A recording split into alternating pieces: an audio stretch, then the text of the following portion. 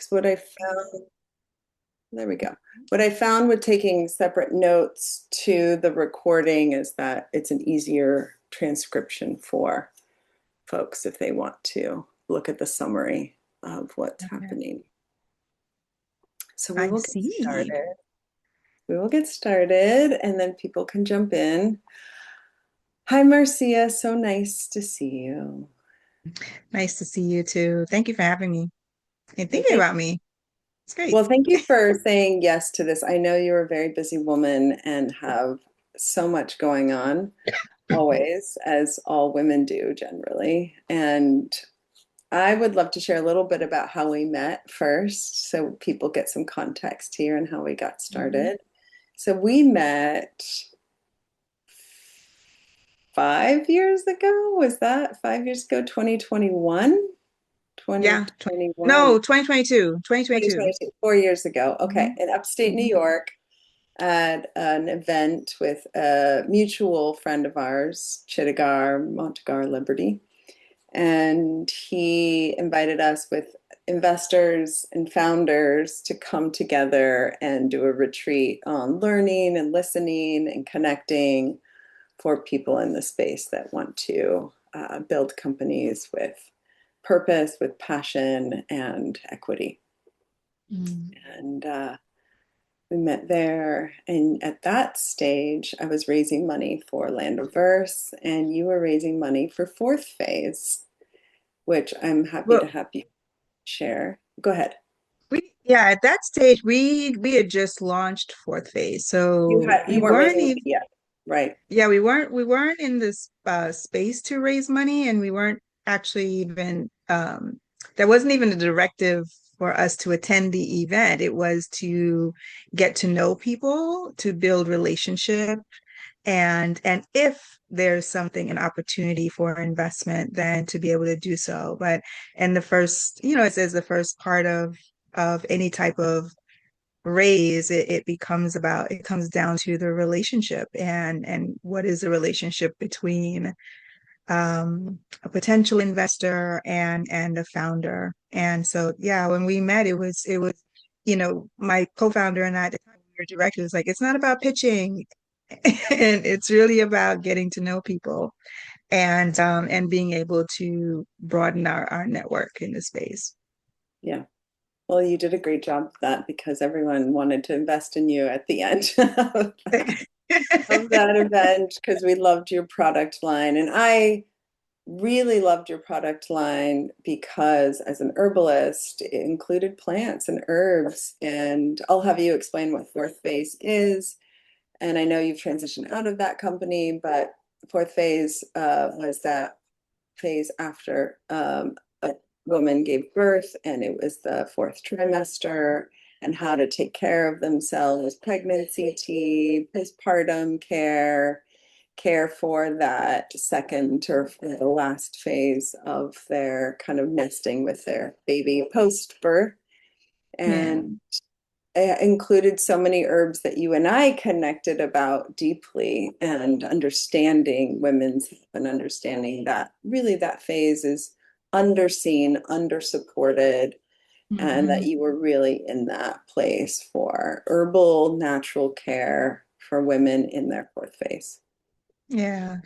It was, I mean, fourth phase was a social impact maternal wellness brand, specifically targeting the fourth trimester. And the concept was to mother the mother, right? And to address the needs, the wants and needs that she really has, or the birthing person really has post birth. And so, as you mentioned, it is typically something that especially at that point, not discussed, least discussed.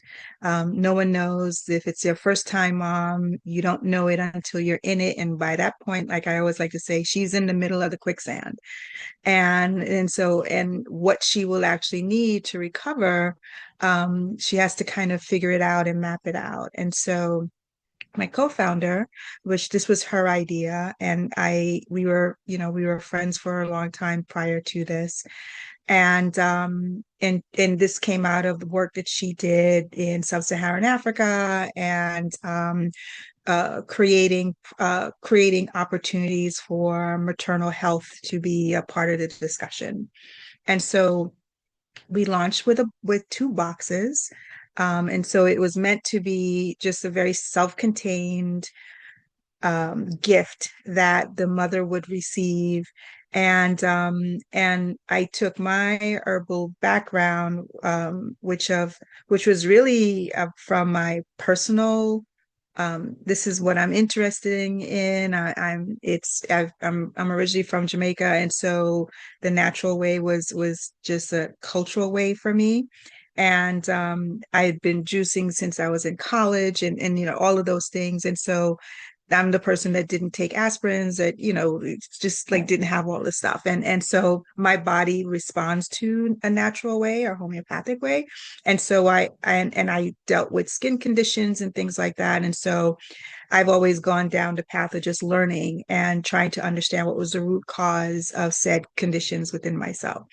And so I knew specifically when we were creating the products, or when I pushed for to creation of the products, that there were certain herbs like the helichrysum would be great for the belly birth box, which was specifically for C-section, because I knew that at its core, having used it myself, used it on my dad, who had falling off a bed and had an open wound that wasn't healing, that it was literally this skin regenerator that would literally then heal the skin, repair the skin, knit the skin back anytime there was an open wound.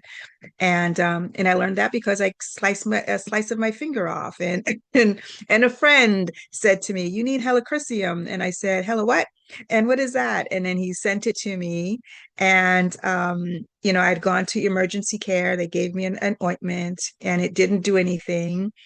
And I received that like a couple of days later, and within 3 days, the cut was healed, right? Sealed shut. You can't even tell that I had that kind of a gash, which was blood was everywhere. And I was like, oh, this is really great. And then 2 years later, I use it on my dad. And the nurse is visiting, and she's like, "Oh, and now it's healing." And I was using helichrysum on him, and I was like, "Okay, this absolutely, work. This is a true panacea." And so between that, I was doing other things. I learned about comfrey, and that it was like considered the knitter of bones, and all of those different things. And I love it. I love discovering plant medicine. I love discovering all the various different things that could be used. And then we, implemented all of those herbs and healing property herbs specifically into formulations. And so calendula, for calendula to help with the skin irritations, um, for mastasis, when a woman is she's breastfeeding but she has engorgement. Um, Understanding from focus groups with other mothers how coconut oil was a good salve for them.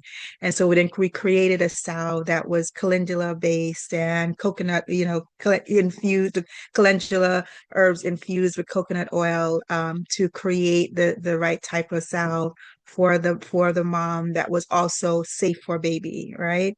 And so yeah, that was clearly the biggest and the most fun part of launching a brand, is the development of product, and going down the rabbit holes to see like what was really going to work. And we tested them, and it did work, and then putting it out to market, and all of those things. So yeah, that's what we were doing. Oops.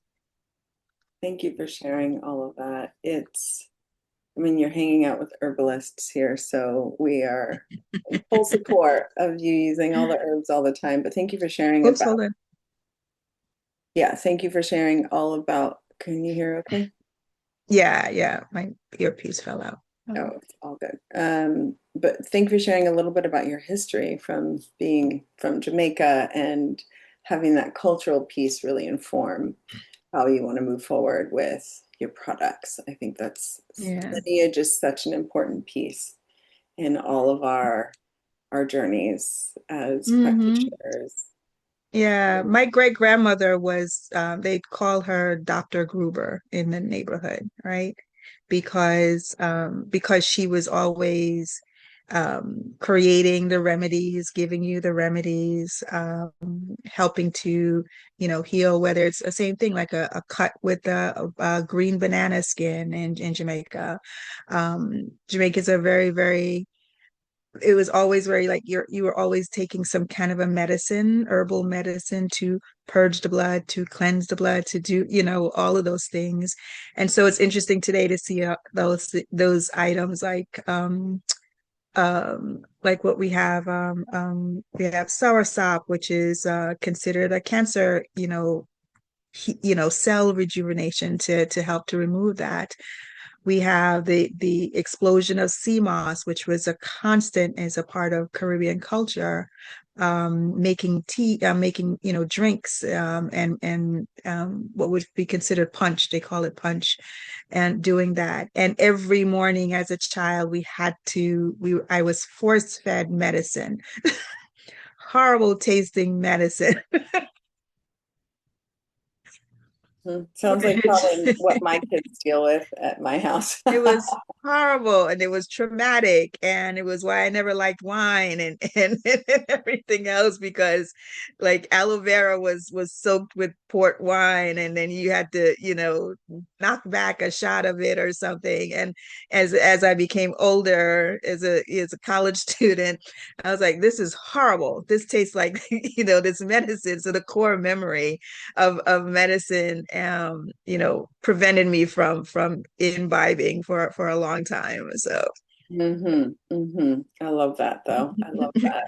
My kids definitely experience some nasty tasting herbs when, especially when yeah, they're sick. I just do it all, right? I give them all of it. yeah, If we're just doing like yeah, yummy prevention, that's a different thing. I love that. That's yeah. beautiful. What a beautiful way to honor your family.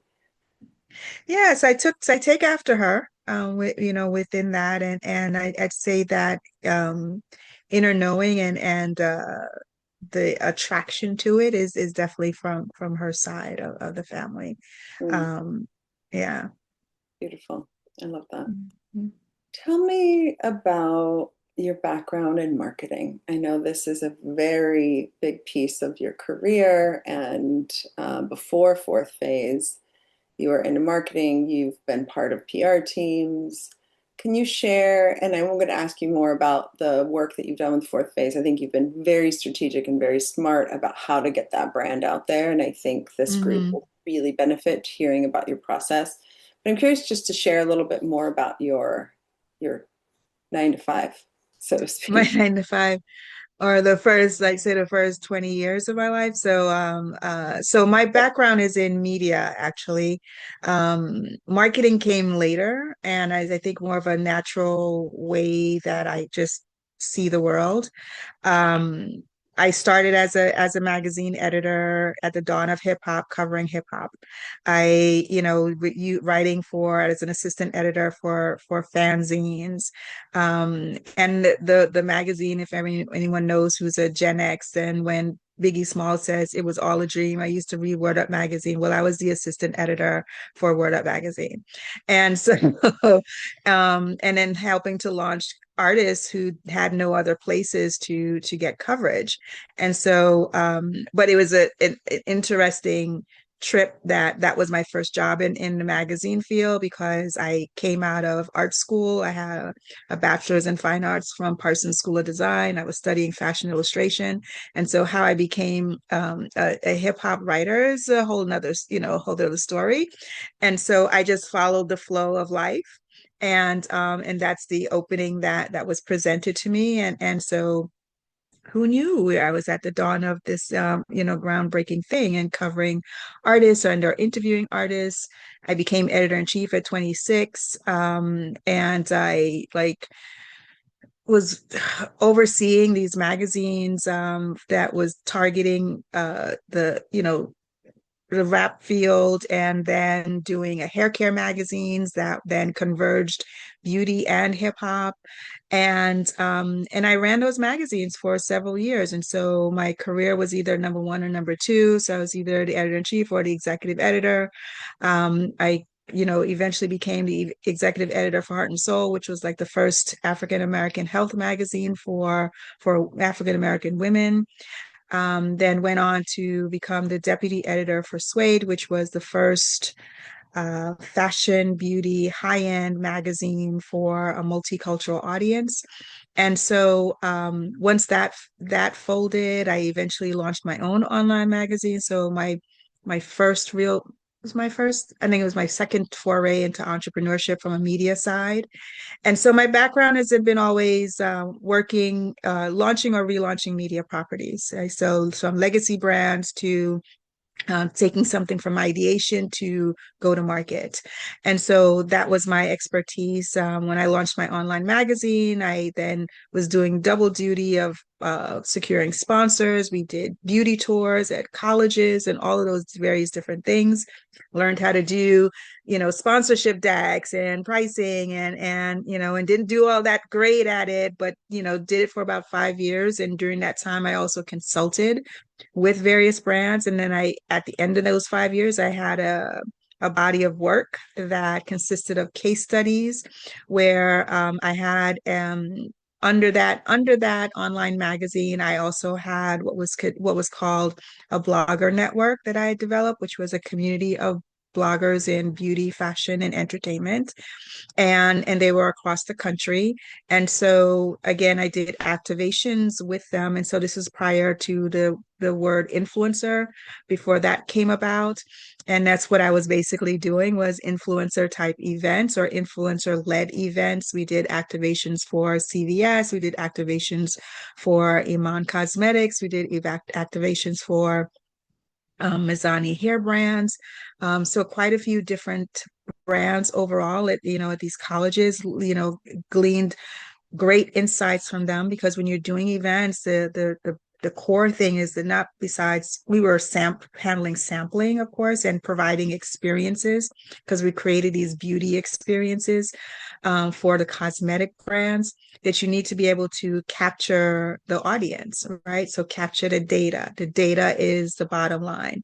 And because once you capture the data, then you're able to retarget, you're able to find out. But more so when you're out there in the field, you really get to hear back from the consumer what it is that they like, what is that they didn't like, what's resonating, where their tastes are going. And especially when you're dealing with the colleges, what I always love is when you're dealing with a younger audience, is that what they help you to see the trajectory. Where's everything moving in the next 5 years? Because where they are, that's where it's going to be, right? And so we were able to glean that information and report back to the brands, who then sponsored said tours of what was happening for Mazzani, which was a hair brand rooted in hair relaxers. The majority of those girls that we were doing, there was supposed to be just quick blowouts and curls. They had natural hair. They were growing out their relaxers. And this was basically at the beginning of the entire natural hair movement, which was completely driven by the consumer, not at all driven by the brands that exist.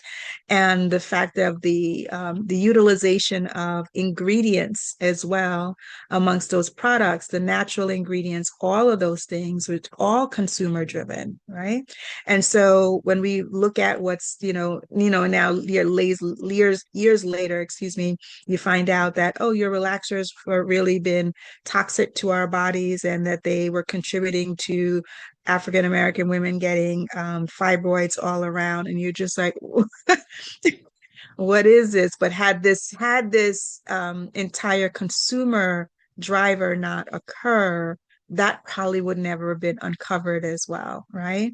And it occurred in such a way that it impacted the bottom lines of every single brand that was putting out that type of product.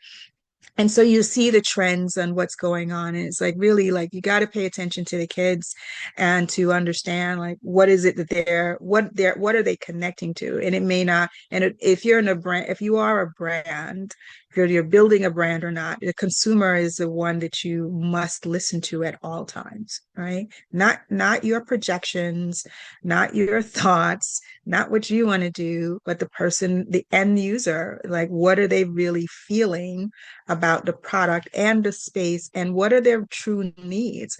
Do we, is it really filling a need that has not been addressed?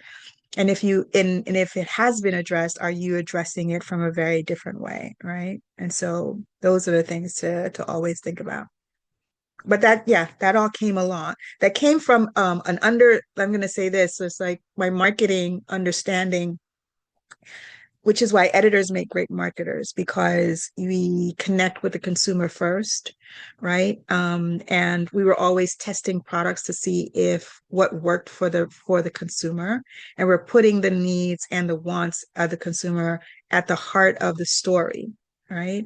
And so knowing that you needed to understand, you needed to do focus groups, knowing that you needed to see what the feedback is, and you knowing how to connect with the community.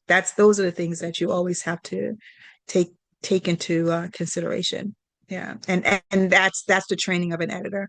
Yeah, Thank you for sharing all of that. I did not know the yeah. majority of experience you've had. How impressive, Marcia. It doesn't surprise me, number one, but Oh, thank wildly you, impressive, and how proud you should be of what accomplishments you've had in your career thus far. And thank I think you. similar to herbalists, it's a non-linear journey going into trusting intuition, trusting the flow, trusting guidance of opportunities that will Hmm. come up. And you've definitely created beautiful things in your life through that Thank process. you. Thank you. I think so. It's kind of funny. It's like most recently there was a thread on someone there is a um there is a whatchamacallit, what is it, a channel or an account that does nostalgia, and they posted up like 4 images of or 5 images of old hair magazines, and they were the hair magazines that I did. And so and then everyone was commenting, I still have those, oh my God, I wish we still had. I was like, oh my God, it's like what, 30 something years later. To see like people were saying that was a lovely, lovely treat, I have to say. And I was like, oh, okay. I was like, yeah. And someone was like, yeah, I collected those. And my mom used to read those in the hair salon and blah blah blah. And I was like, oh my God, so you do? I love that so much, though. I mean, how important these publications were for that foundation of culture and Right, awareness. I'm right. curious what you're seeing, and we're going to fast forward and rewind throughout this whole time Hmm. together, but I am very curious what you're seeing now, post heavy information on publications and now online.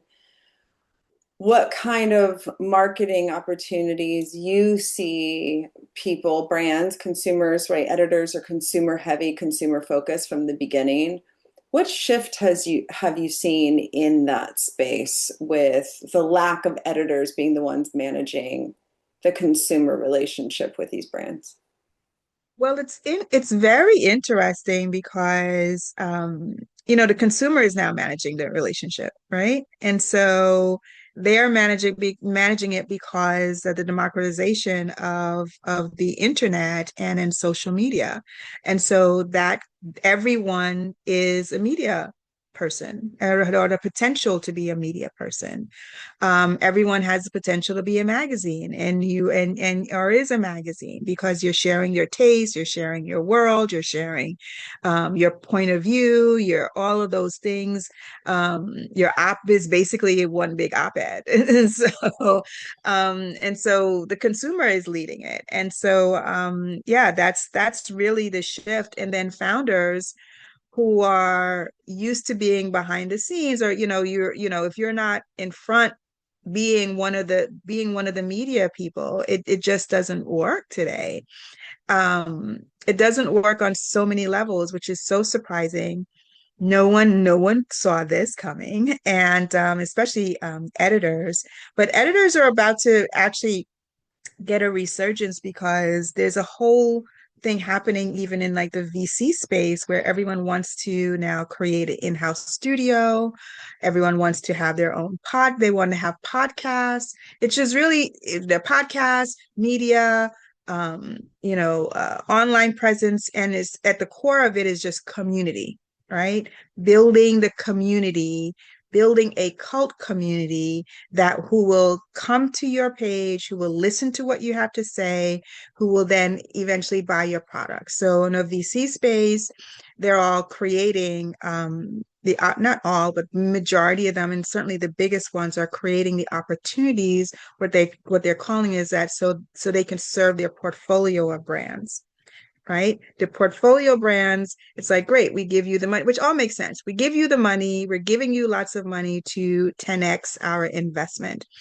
And how do you do that? You have to be able to reach audience in a mass appeal. You have to be able to create a cult following yourself about your product. And you have to be able to connect with community and build offline and online. And you can't do that if you don't have community. And so I find this super fascinating now where even, from a studio, a media studio, it's like they have to get the audience. And if they have a built-in audience, then they're able to grow and expand the brand that they're doing.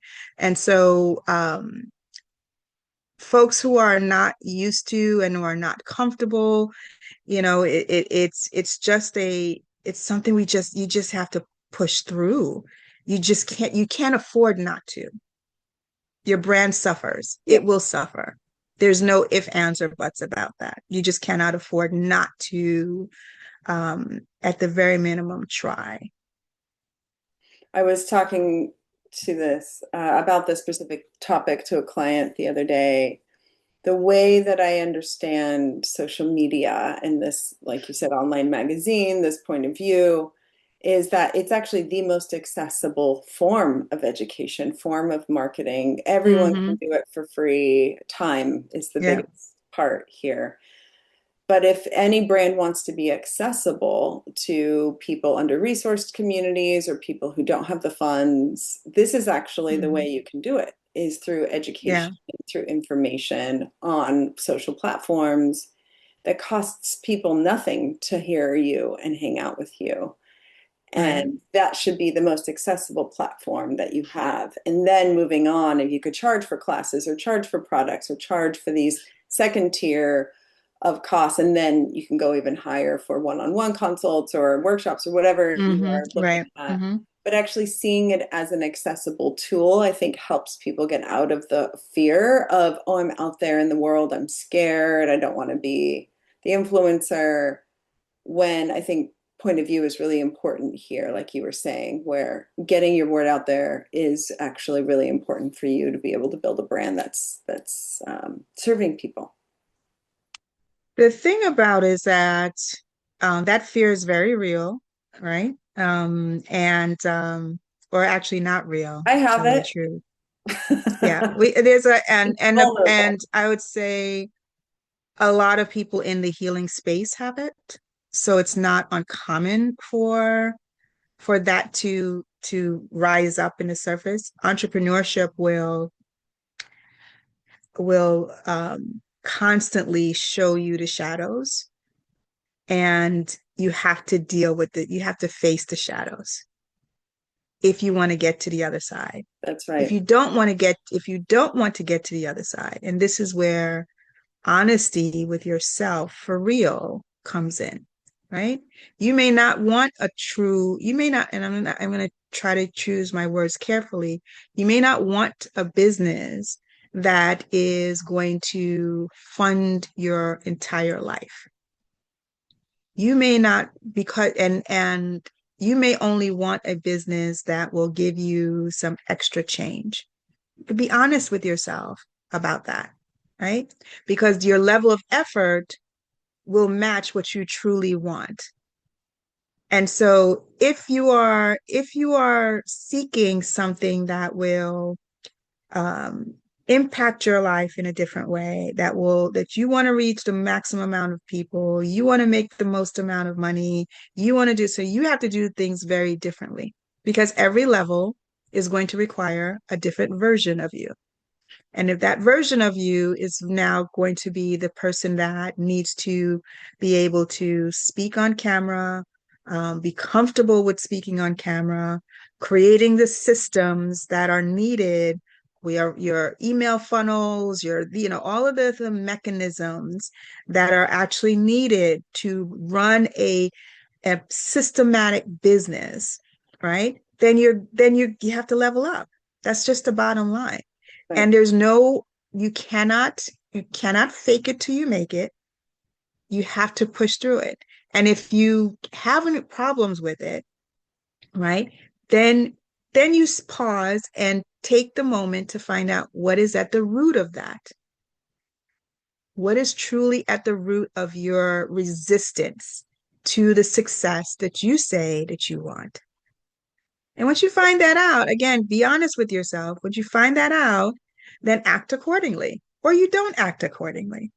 I'm of the philosophy of when it comes to business, I'm like, it's lead, follow, or get out of the way, right? If you are able to lead, then lead and lead fully. If you cannot lead, then you need to follow. If you don't want to follow, then get the hell out of the way for the people who are going to lead and who I want to follow, right? Go find something else. But don't waste your time and don't waste everybody else's time, with it. But then sometimes, but I'm also like, there's grace because sometimes you can go on the journey and then in the process of you being on the journey, you realize, I don't really want to do this. And you change your mind. And that's equally fine. Again, be honest with yourself, be honest with the people who are around you, who you did bring along, and then move, allow everyone to be able to move accordingly. But we must be able to be honest about the blind spots because even though in the very word it's a blind spot, you don't know what it is. To me, it's like you don't really the blind spot is something that you may not see at that moment, but it's also something that you don't know that you are actually experiencing. And the first step through like personal development is that when you're able to then see it, you still have a choice. What are you going to do about it? You can see it and then say, that's not really it, and ignore it, and then try to pretend that it doesn't exist. Or you see it and you say, you know what, I need help to be able to uproot this, to transmute this, and to change this so it's no longer an impediment to my success, right? And those are all things that's happening while you're figuring out how to, what your core customer really wants, whether or not they're resonating with what you're offering, and whether or not you're truly in alignment with what it is that you're supposed to be delivering to the world. Because I think that the biggest question then becomes, in my being resistant, how much every time I'm being resistant to doing this, it is taking away from what I am born to do. I said I would do. I contracted in a soul level to do.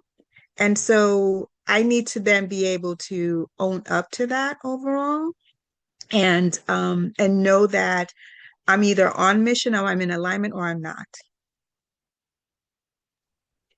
Marcia, I could listen to you preach to me all day long. Thank you. We talk so much in this group about archetypes and specifically why entrepreneurship brings up all of our stuff, right? Because Mm-hmm. we have to face our worth, our value, our upbringing, our ability to get out in the world, our shadows, right? These are the archetypes we're working with is our Yeah. child, our mother, our victim, our saboteur, our prostitute, our Yeah. empress, our magician. And now we're working with the archetype of the sun this month, which is about what is our business as that idea of the sun in the cosmos. How are we Mm-hmm. wanting people to see us as a business Mm. this month. This is really the branding conversation, the who is it that we are in the world through the lens of our business. And so what you bring up is absolutely, as you know, you're an entrepreneur, is the deepest truth of running your own business is that it's not going to be easy because of the spiritual, energetic, emotional pieces that show up in the process. Yeah.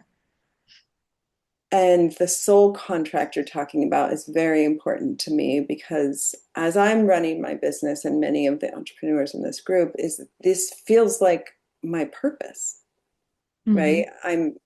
I have to do it. This is one of my purposes here on this planet in this incarnation here.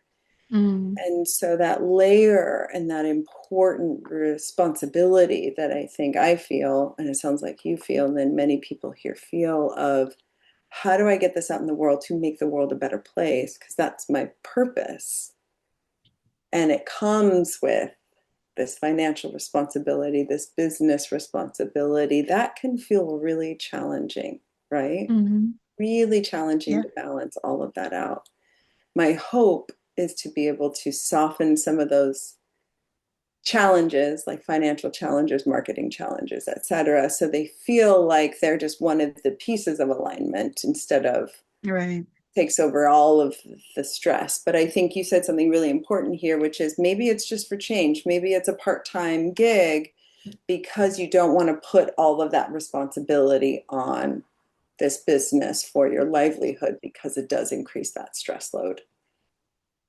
It does. And I think that again, it always comes down to how honest are you being with yourself, right? About what is it that you really want. Um, and not just what you want for the business, it's really about what the lifestyle that you actually want for yourself, right? In doing this.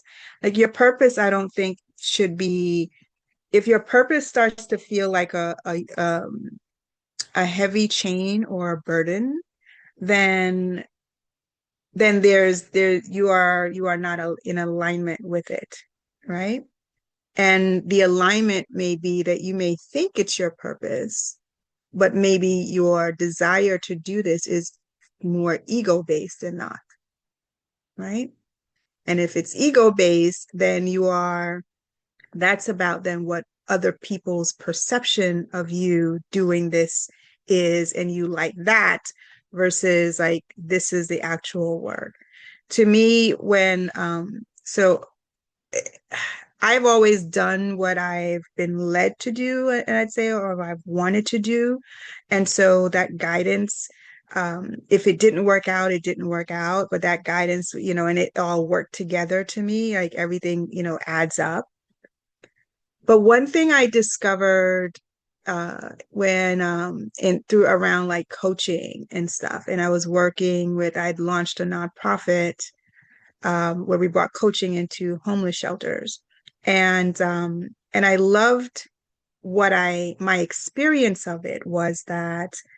And prior to my experience was that I was like, oh my God, I felt so much joy in doing it, and in helping the women and the men that we've worked with in the various shelters, and we did the pilots, and it was just really us. The work was around just being personal transformation, so understanding that where you are in this, you know, low financial state is not the epitome of who you are. And so being able to then help them see themselves in a different light. And it's just, it's the aperture just changes. You're helping someone to turn the aperture of their eye so that they can see more possibilities than they see the current state of where they are. And the reward for me was that I was like, oh, there's a third metric for success. This was a third metric for success because when that was happening, I was like, I felt a level of joy that I did not feel in my profession, right? My profession, which I'm great at and good at, I loved doing. And again, I loved all of it and everything. But this created something else. And it made me understand a third metric of success, which was that, are you doing work that makes your soul sing? And that's purpose to me. That's the definition of purpose work. That it makes your soul sing, that you know that what you are bringing to the table, what you have created, has then impacted another human being in a way that their life will change, and that they have embraced how God sees them and sees them as who they are, not what the world says and not what circumstances says.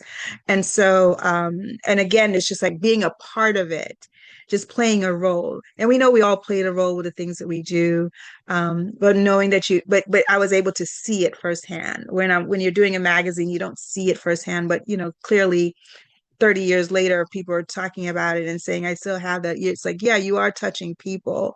But being able to see it is just like, oh, wow, yeah, you need to, everyone I think needs to be doing work that makes their heart sing. And if it's not doing that while you're doing it, even in like the process of the work, right? Because sometimes the process of the work, there are parts you're not going to love every part of it. You're not going to love packaging things and sending them out. You're not going to love doing the digital work. You're not going to love being on camera and having to shoot and doing all those things. But I think one of the great things as we grow and as we push ourselves through to mastery, to self-mastery, right? Which is what this work is going to be doing, is that you learn how to at the very minimum, like the things that you don't love, because life isn't about just only doing the things that you love. There's there's other facets of you and other um I'd say brilliance that needs to be unlocked, right? And if you take the time to do it, you will discover a deeper, stronger, more embodied part of you that will help in all the other areas which are already, on clockwork, right? And so when we figure out and we see the areas that we are weak in, I'm a huge believer in, you don't just accept the weak parts as defeat, but you take the weak parts and figure out, who do I need to teach me?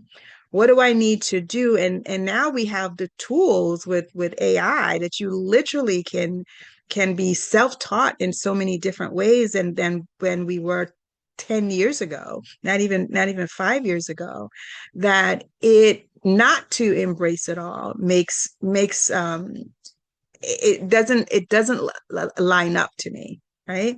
You have the ability, we have the access, and all of these things, these fears and stuff, we could charge ahead and conquer them shit. So it's like, come on now, I let's love get that. to it. I love that. I love this important term, self-mastery, which is, Yeah. we do not hear these in entrepreneur or founder circles very often. We talk about making money and selling and offers, which is really important to know what you're doing. And the underlying piece here is understanding, like you said, your blind spots, looking at them fully, clearly when they show up, when they show Hmm. themselves. We can't know they don't, we can't know what we don't know. But this is really important here. And I know I can hear your coaching in you. I can hear all of the pieces, the layers of spiritual growth that you've had in your life, which, Yeah. I've been thankfully privy to being your friend, but also Hmm. watching you on this journey, in this entrepreneur journey in the last 4 years, that we've been able to connect deeply. So thank you for sharing all of that. That's so important for this group here and for me to be able to hear this. I'm taking personal notes while taking professional Oh, notes here. Yeah, absolutely. Like again, it's going to bring up so many, that's right. it's going to bring up all those shadows and all those things. And the shadows are there for you to see, not for you to then run away from or hide from it. They're there for you to see. And because I believe it is like, if you're showing them, and if you've embarked on, I think everybody who's embarked on entrepreneurship, you've chosen that path, which is like the path. It's not the path of least resistance. It's not, it is the hardest path to, to take. One of the hardest paths. And I think because it will always challenge you to face things about yourself that working for someone does not, right? And if that is the space that you're in, then you're on the road to self-mastery. And it's like it take the bull by the horns, don't be afraid of it, and eat the elephant just one small bite at a time, right? And be extremely intentional. I think that's the biggest part about this is like you must be extremely intentional about what is it that you are trying to accomplish and in the time frame that you are trying to accomplish it, right? And so when you see you see the blind spots, and I saw I kept hitting into the blind spots, which is why I got a coach, because I'm like, I can't, I'm a very self-aware type of person. And I'm also not afraid of doing the work or facing the things. But I knew that even the things that I had done were not putting me in a position where I wanted to be. And I was like, I need to find a coach that's going to work me through because, like I constantly say this, like, people don't get to become the greatest of all time without the right coaching. And so whether that's you find a coach, you just like, a group coaching or whatever program, but get something, find the tools and the people and the places that's going to work within your budget and that who are going to be able to help you in all of these areas. So if it's financial, find a financial coach. If it's personal development, and personal development is so tricky because you never know that that's really what you need. You're like, I went in there thinking, I need a business coach. I need somebody to help me with my business, and I'm hitting blind spots. Why am I getting these fear? Why is this fear popping up? Why am I not, doing whatever? And it showed me all the areas that I was not paying attention to in my life.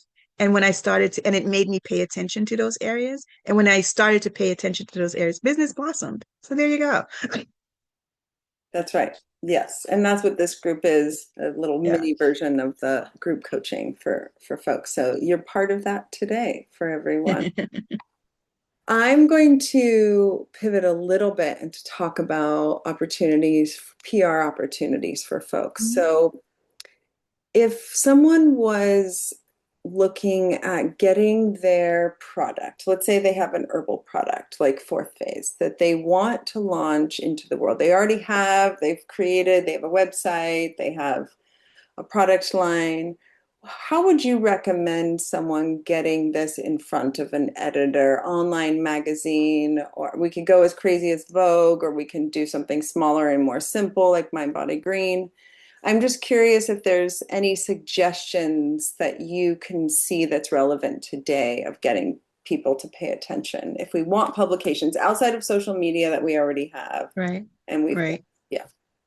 So I will give you the strategy that I utilize for fourth phase, and I'll tell you why that strategy wouldn't necessarily work today, right?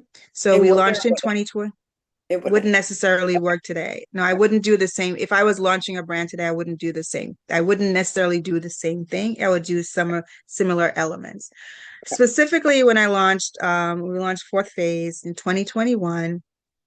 We hired a publicist. I worked with the publicist to create the strategy. The strategy, and the first publicist was then meant to get us on TV, right? And so I wanted TV hits, and this was this person's specialty. I wanted TV hits so that we can develop our sizzle reel, right? And there was two things. We this TV and then print and then digital.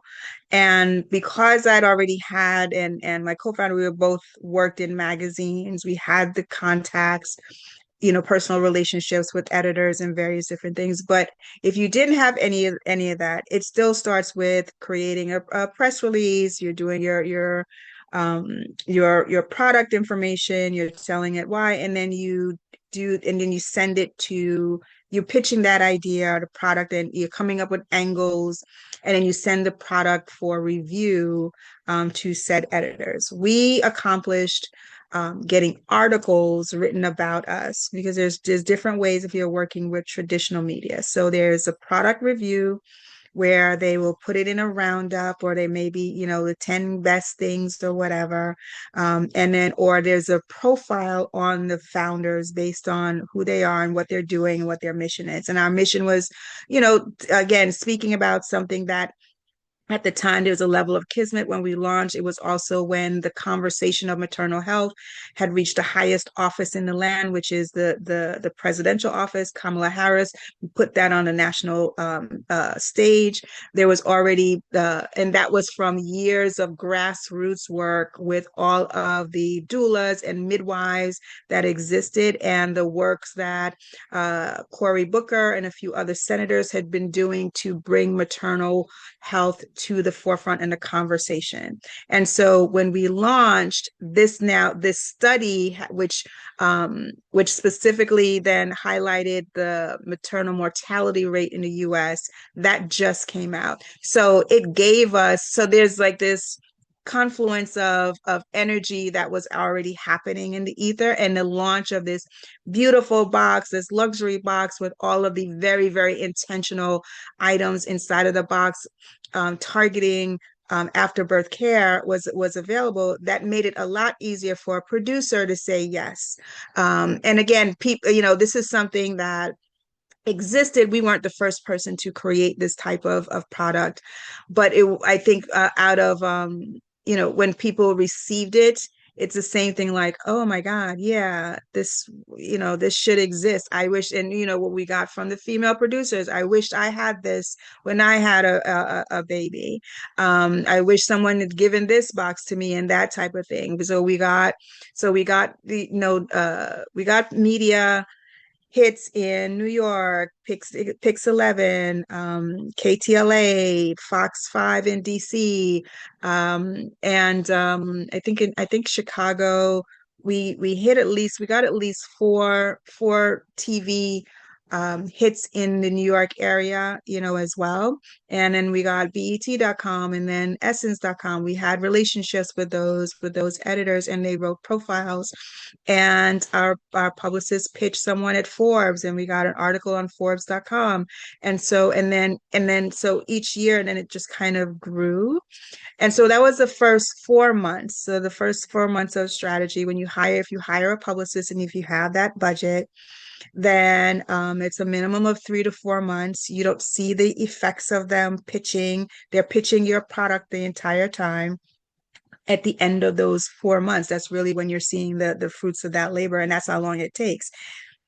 If I was launching, so the first wave was that, to get the sizzle. Then it was hitting the digital, to getting the links, and that's what gave us the combination, gave us the constant organic traffic to the website, which then you need the organic traffic to increase the value of your website. So from an SEO standpoint, and so the site in of itself has very high value of authority, right? Because we were getting outbound links that came from these traditional media places, which extremely high traffic and value.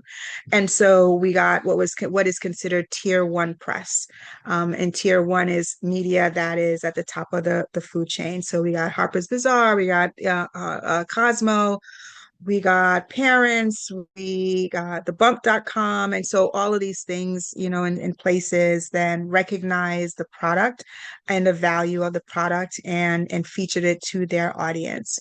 If I was launching today, I would launch on TikTok. I would launch the store on TikTok. If you're selling an item, if you're creating education, I would do that.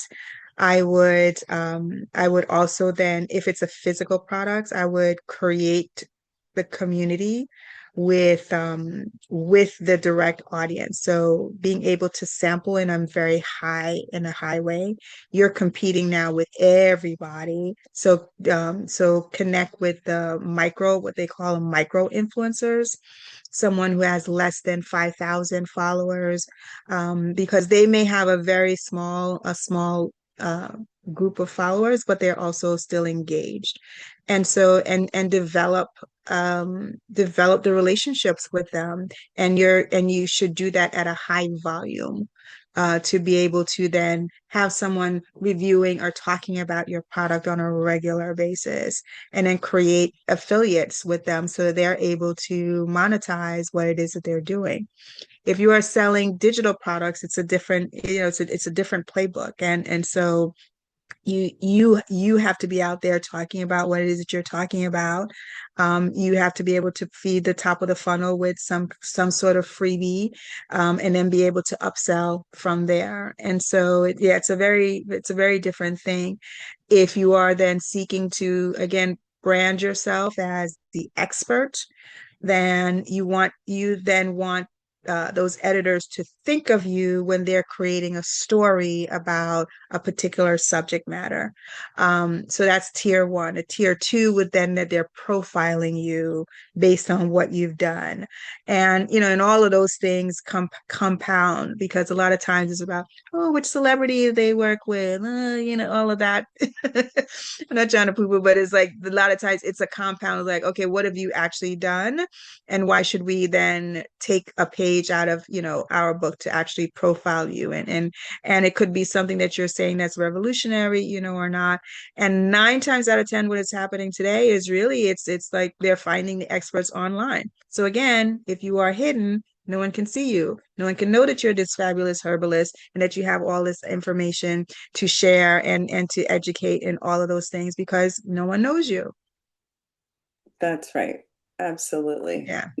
People cannot buy what they do not know No. exists. Yeah. Yeah. And it doesn't matter how amazing your website is, there are 5 billion websites out there. So you have to find a way for people to find you To through find you. There are yeah. people who don't even have websites anymore. They Yeah. they have They're all a link tree and with links, and it takes them to a stand store and takes them to here, and all of those things. So it's so multi-layered, and and it is a big elephant, and it's become bigger and bigger. And now that AI is has completely disrupted the searchability of like Google, and you being a part, like, so there's an entire thing now that everyone is now having to learn That's as a right. result. That's right. Absolutely. Thank you so much for walking us through all of that. You are so successful at getting things out there in the world and sharing Thank them with you. the world. I know that people here will definitely have questions for you of how that would apply to their business. Mhm. But before we open it up for questions, I'm curious if you were to you talked about TikTok, you talked about starting a shop.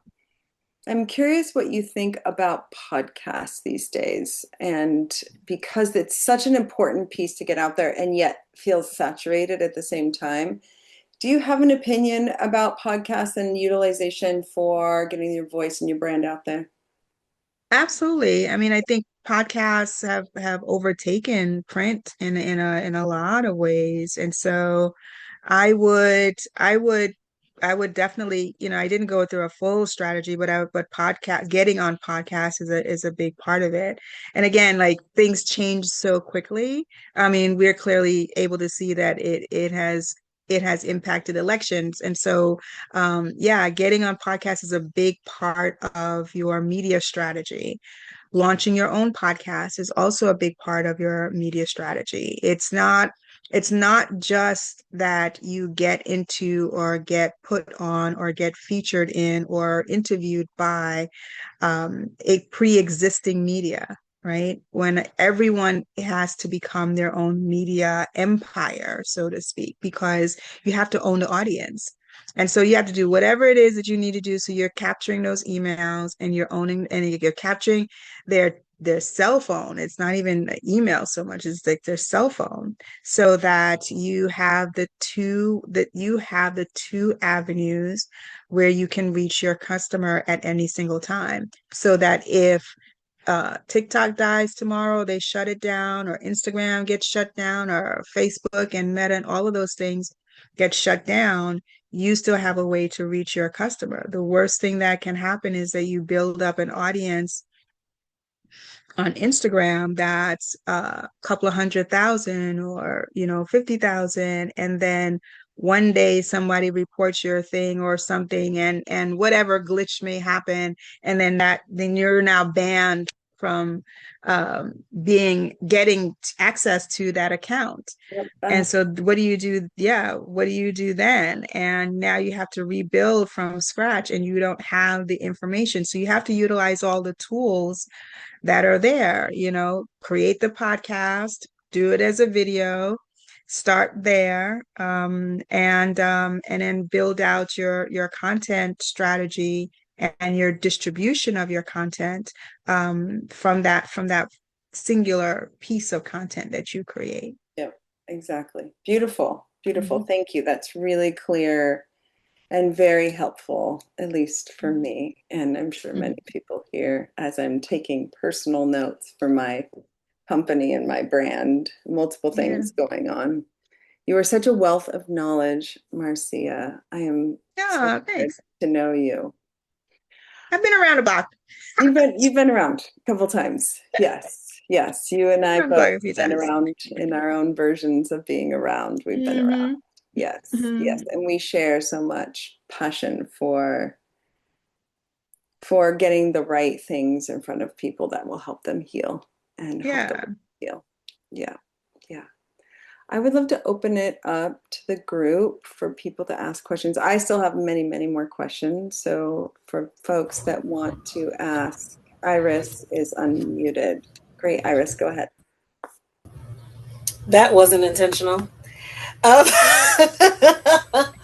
Um, good afternoon, everyone. Or clearly it was Hello, intentional. Iris.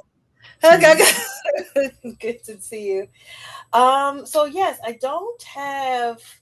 Do I have a question? Well, first, I just want to say thank you, and I appreciate everything that you shared that I caught. I'll make sure I catch the replay for the bit that I missed in the beginning. Um, I wanted to make sure that I at least caught some of this, as I'm in a space right now of completely switching gears in the sense of what I'm doing with birth work specifically. I have a couple of different balls that I'm juggling, as far as things that I do, and things that I'm involved in. And when it comes to birth work, which is why your talk was interesting to me, originally I started off in a more conventional, more obvious role as a birth companion, lactation consultant, all of those kinds of things. Totally burnt out. Took like a 5 year break, and was like, I gotta work on me because this is driving me crazy.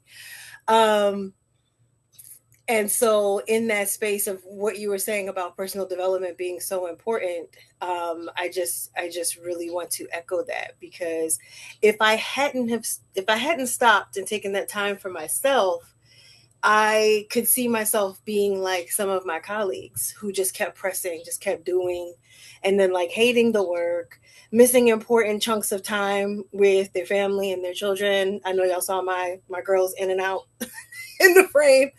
Um, but it's like those kinds of things are really important. And it's like, how can you serve? How can you create? How can you function in these spaces that start with such passion, but then you don't take the time to really slow down and recognize where you might need to grow, or where you might need to slow down and stop and then recalibrate and figure out, okay, that was a season.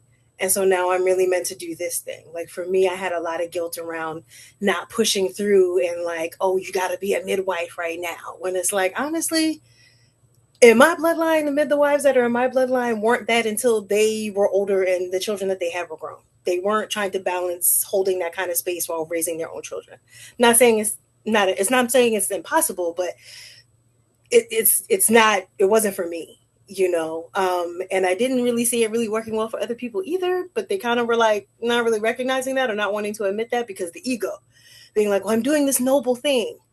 So I just wanted to say that I appreciated what you were saying about the importance of like recognizing what you need and taking time to speak to that. Because the business will be there, the people will be there. The calling doesn't go away, the talent doesn't go away. None of those things go away. The timing may shift depending on how hard headed you are or not, but it doesn't go away. So Thank you for sharing that, Iris. Thank you. I know that Mm-hmm. Amber had to leave to her next meeting. Thank you. Thank you, Iris. Great. Marcia, I'm curious if you can speak to if someone was starting out brand new, they're just got their product line created. On the branding side of things, we talked about target customer here. We've talked about self-care. We've talked about making sure it's authentic. I'm curious because you are so consumer heavy with all your experience in media as the editor-in-chief in many magazines. Curious what you see specifically around branding and how that stands out. You did this well with Fourth Phase. And there might be elements, there might be some fonts, there might be some colors, might be some branding specifics, but I'm curious overall when you saw a brand and you're like, that's it, that's the one I want to highlight. What did you see over and over again? Because I know you have very direct Wait, insight.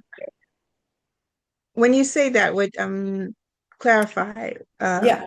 When you see a brand, so we're focusing a lot on brand this month for people as they're building their brand, as they're building their assets, as they're really developing their brand. We have voice, we have image, we have fonts, we have colors.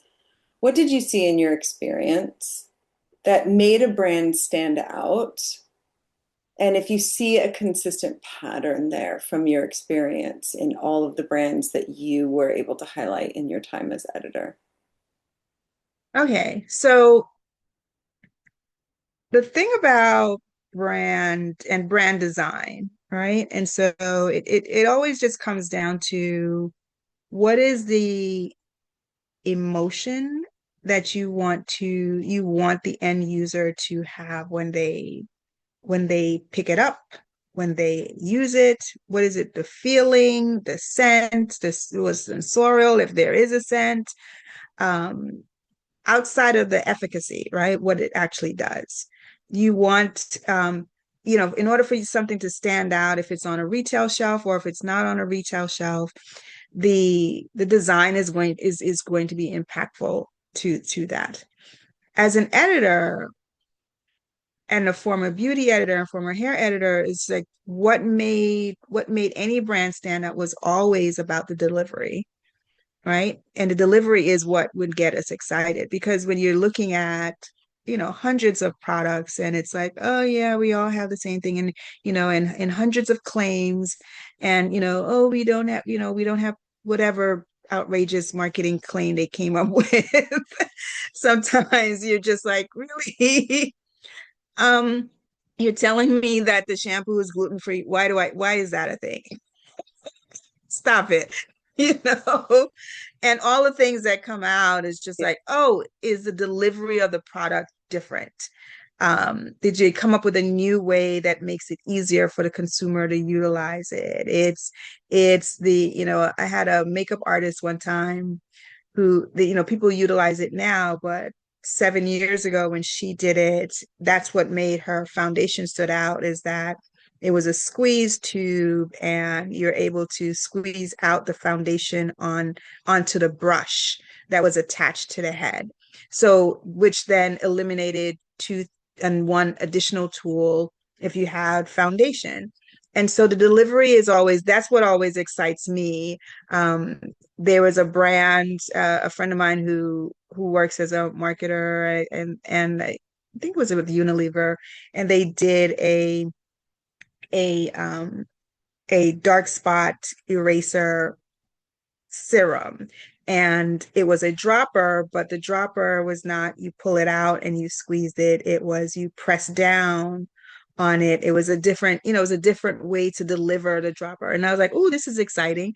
And Yep. so you get it, editors would get excited. Editors get excited about the delivery, the packaging, of course, if it's luxe and high end, but they also get excited about the delivery of it.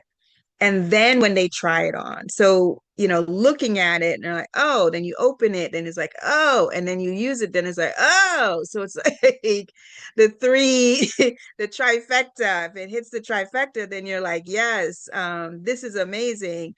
Visually, I like it because now we can photograph it and put it on our page. And we only want the best looking things on our pages because that's what we want the consumer to actually look at, which is why a lot of times when we received coverage in roundups, um, our our photography, which was then the group shot of the box, then became the lead image of the story, right? Because it was visually telling a story of this is best.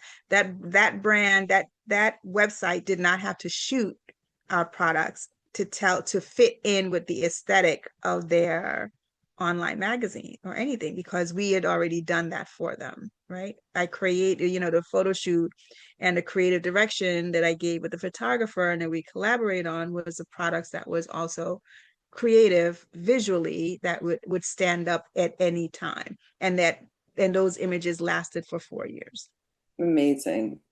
Thank you for that. I love that. Delivery, you're right. I get excited about new delivery options for herbs Exactly. all the time. And this is where gummies became the new delivery for a lot of people, and that became this Yeah. huge thing. And now people are questioning sugar, and so the gummies are Sugar and the changing. gummies and the whole thing. Yeah, but it's Exactly. you're A right. It's tea or this or whatever. that's It all right. becomes like, well, how are you delivering this? Yeah, And how can it be delivered? Now yeah. people have like these for electrolytes and they have the individual packets for that. And so it's like single serve because people are also on the go. And again, it all stems from you understanding the lifestyle of the consumer that you're trying to reach. How could you make this easier for them? And whatever it is that they're trying to accomplish, for it. So you have to get out of your head and just think about the customer. Mm-hmm. And I see this being able to be utilized more when people are looking at mass market consumption and really going outside of their original target market. Thinking about an herbal product, tinctures are tinctures, right? It's like we have the same bottles that we use for everything, and people know how to use them, and it's easy. Right. But if you're looking at getting into a new market, if you're looking at being a differentiator on the shelf, then thinking about this delivery and packaging, I think, is a really vital question to have. And some people here probably are already thinking about packaging that's different, are already thinking about how they're standing out on the shelf. But I like your perspective here of thinking about you don't have to recreate the product, it's recreating or innovating And a delivery delivery. system. So Um, one another brand like Knobs that remineralizing toothpaste.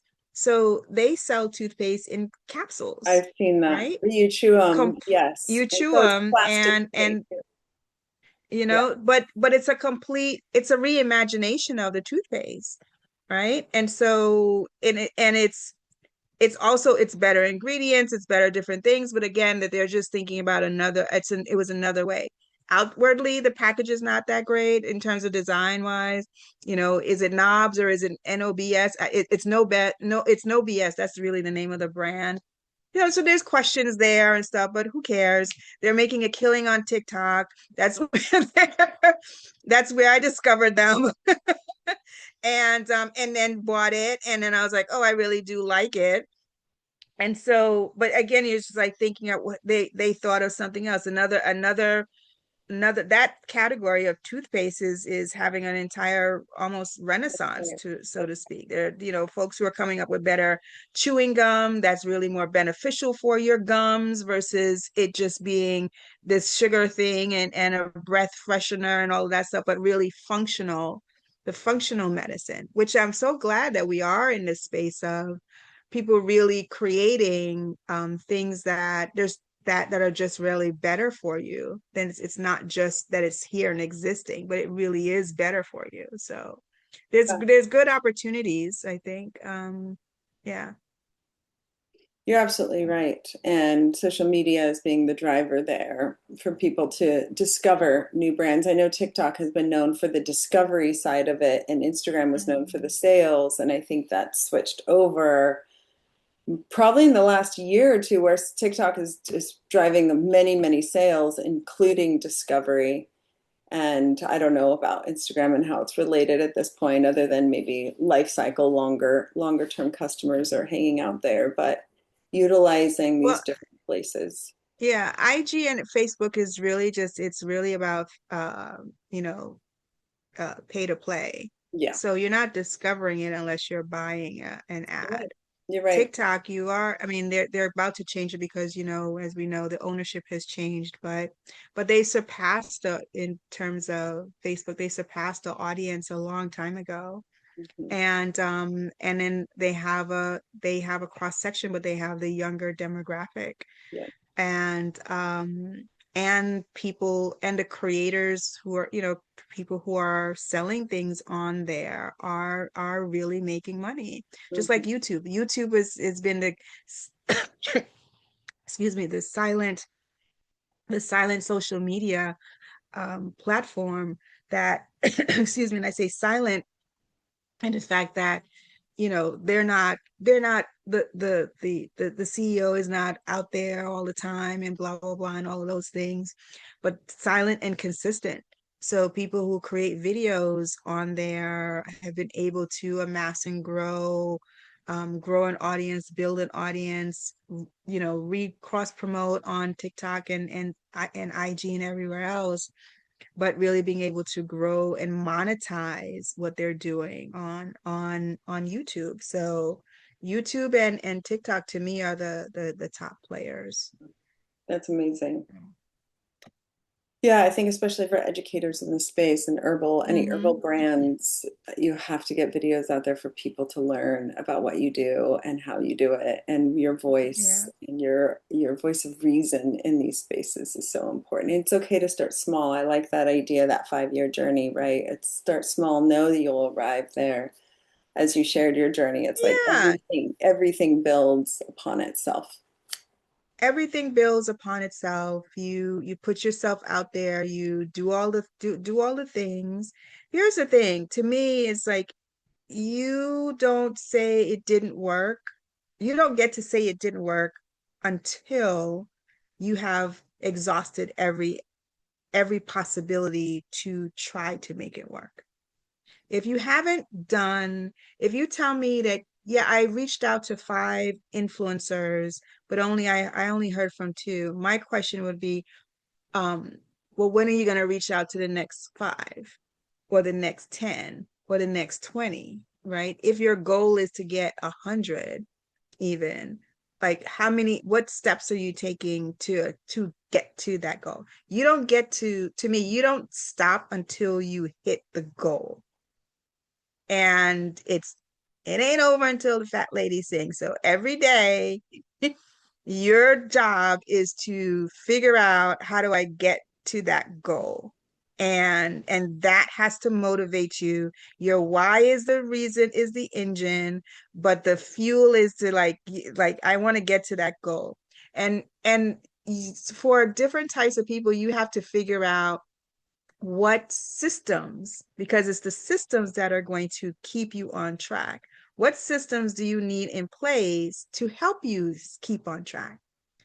I love writing stuff into a spreadsheet.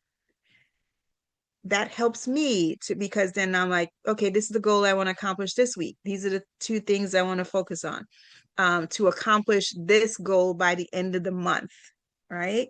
And breaking it down into smaller bites, because if I think about the whole thing, I'll get, I also an immediately go into the weeds person. I will get into the weeds and all the minutia, and then I'm like, I want to think about something else now. And so I have to break, like, this is the big goal per quarter. there's a bigger goal per year, then this is the smaller goal per quarter, and then this is a smaller goal per month, right? So each month is going to get me to the goal that I want to accomplish for that quarter. And then each week I'm going to do things that will get me to the goal, the end of the goal for that month, right? And I got to work the plan. So if that's the plan, then I have to work the plan. If I didn't work the plan, I'm going to get the results of someone who did not work the plan. That's If right. I work the plan, I'm going to get the results of someone who did work the plan. And the results may not be evident at the end of that 30 days. The results, though, is going toward the quarter, and that quarter is going toward the end of the year. And so and I constantly say it's like you can't plant the seeds, which is what you're doing every single day, and stomp on the ground and say, where's the tree at the end of the month, right? A tree takes 3 to 4 years before a fruit tree takes 3 to 4 years before it bears its first fruit, right? But during that time, what are you doing? You are watering the tree, you are speaking life into that tree. You are saying hello to the tree. You're making sure it's getting the nutrients that it needs and the nourishment that it needs, right? And so we have to be able to do that for our goals. The goal is, if your goal, you're planting seed every time you're doing something, um, you just got to take the steps towards it, towards making it happen each time, and not lose faith when it gets rough, because it will, right? But just keep at it. Just keep at it. And when you go through the journey, you'll get the instructions on which way to turn left, turn right, turn back around and start all over. Because maybe your projections were off or something. But you'll be able to, if you're working at it every day and willing to put in a couple of months, so you have to be able to test and learn and see what's working and what's not working, and then making your adjustment, which is which I love. Is like you have to be again, be honest with yourself about what's working and what's not working. That's the most truest true of all the Yeah. things, right? Is honesty with the self. And I hear you on when you spoke about the ego being the driver, or purpose being the driver, what true purpose feels like, right? That bliss, that experience of joy and bliss. You're absolutely right. And that comes, in order to experience that, has to come with honesty, because honesty gets you on that path in the first place. So this Yeah. is what I really want to do. And this feels the most true. And how do I do that? Right? Right. That is honesty. That is honoring self. That's listening. Like you said, self mastery, quieting down, listening to self, knowing that that's even possible, that journey is impossible, or all of these layers of believing oneself, trusting one's journey, and finding it, looking for it, seeking it out with the Mhm. right people in the right community. I believe in this deeply. So thank you for bringing those really important elements into this space where really it's about finding your own path in the best way possible. It is. And I know we're closing, so I just want to say that, entrepreneurship, again, it's hard, but we could all do hard things. And really, like, I just came out of the one of the hardest seasons of my life. Um may have been some harder ones, but this was truly, it was very challenging. And who I became as a result of dealing with it so head on is I love her. So I'm like, she's great. And I'm proud of her. And so who you become, you're going to transform, and embrace the transformation. Is it going to be easy? It's not always going to be easy. But again, it's like the strength that you're able to pull and tap into. as a result of facing it, who you will come on the other side is going to be amazing. And so, um, you know, stand flat-footed in your integrity, in your honesty with yourself, um, and forge ahead, right? The rough seas is always temporary. Yes. It's always temporary. That's the reminder for all of us. The rough seas Yeah. is always temporary. And this is my saying that I always say, it's like, you cannot see the light at the end of the tunnel if you stop walking. Mm, Right? yes. If you Yes. stop walking, you will stay in darkness, but keep Yeah. walking to see the light at the end of the tunnel. Mm, Right? thank you for that. You're welcome. I love that visual. You are such a wealth of knowledge and such a have so much depth in your spiritual journey. And I know that I've benefited from this time with you, and I know all of the folks listening have benefited or will benefit from it. So thank you so much for all of this. This is so much important, such good important information for folks getting started and launching their products, but also just really good life coaching for young entrepreneurs in these spaces. So You're thank you. welcome. You're welcome. So lovely. Thanks for having me, and I appreciate it. Thank you so much. Yeah, I'm Mhm. happy to stay connected in all the ways, Marcia. So you will hear from me very soon. Right. Lovely. All right. Lovely to meet you guys. And hit me up. I'm on social. And so and I'll be working through my fears too. So there you go. Yeah, good. Good. Where are you on social? What's your handle? It's Marcia A. Cole Okay. on I'm really IG and Facebook. Okay, great. Um I am on TikTok, but I'm not active on TikTok, more so, but I'm about to get active on TikTok Uh, because this is the year I get over all of that too. great. So that's where you're sharing your deepest insights. The deepest insights will be both on IG and on TikTok. It's a completely different audience, so yeah. It is. So Yeah, I expect to roll myself out um in that second quarter, the third quarter of the year. So great. those are my plans. Yeah. We're excited to watch your journey. Thank you. Thank you. All right, you will hear from me very soon. Thank you, Marcia, for your time and your wisdom and your experience and your stories. And we will definitely talk to you soon. All righty. Bye.